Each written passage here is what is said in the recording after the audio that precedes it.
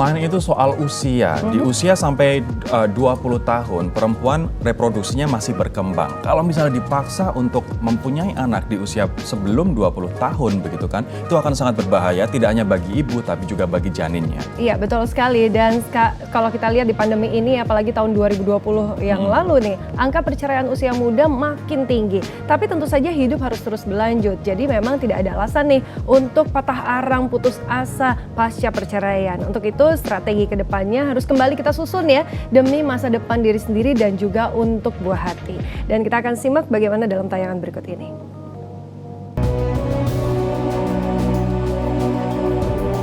Inliners, kasus perceraian di Indonesia memang cenderung naik sejak tahun 2015.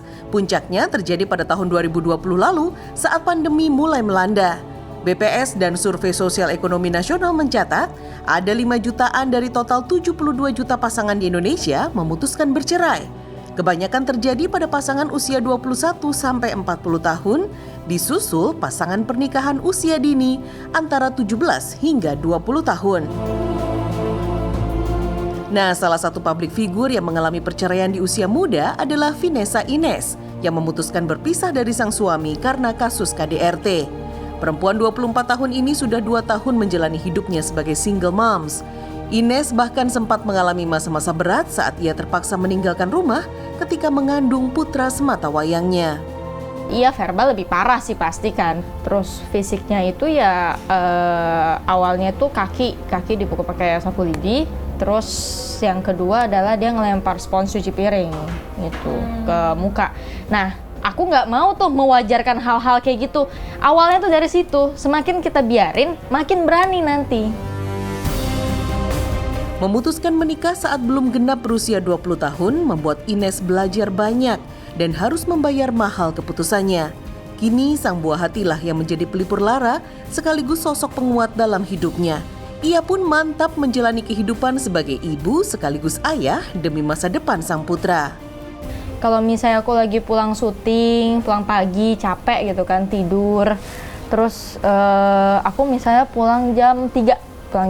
Nanti tuh jam 7 kan, jam 7, jam 8 dia bangun. Dia tuh kadang-kadang suka nyium gitu-gitu. So sweet banget. Yang menguatkan aku yang jelas L ya. Aku jadi kayak lebih punya tujuan hidup aja sih. Harus diakui inliners, bila pasangan bercerai apalagi di usia muda, perempuanlah yang menjadi pihak yang paling dirugikan. Apalagi data berbicara. Hingga tahun 2019, 50% bayi di Indonesia dilahirkan oleh ibu yang berusia 15 hingga 19 tahun. Jadi sebelum menikah, sempatkan untuk menjalani pemeriksaan psychological check-up untuk mengetahui karakter dan kesiapan mental masing-masing pasangan. Kedua, sepakati konsepsi hubungan yang saling menghargai sehingga pernikahan tidak hanya sekedar menjadi wahana untuk pemuas emosi belaka. Jangan lupa juga menjalani pernikahan dengan jujur. Bila ada hal yang merugikan salah satu pihak, bicarakan dan cari solusinya secara terbuka. Nah, bagi yang akhirnya memutuskan berpisah, jangan menyerah. Tetaplah kuat demi orang-orang tercinta, karena hidup kan harus terus berjalan inliners.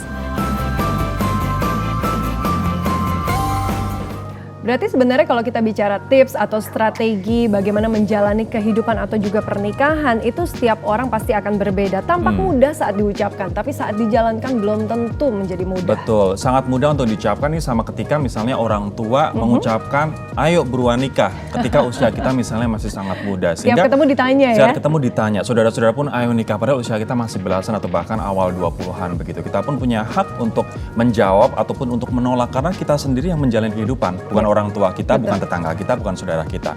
Pun buat inliners ini sekali lagi yang khususnya untuk orang tua, jangan pernah memaksakan anaknya untuk menikah muda dikarenakan seperti tayangan-tayangan tadi. Yang menjadi korban paling banyak ketika anak menikah dalam usia yang terlalu dini adalah justru malah si perempuannya.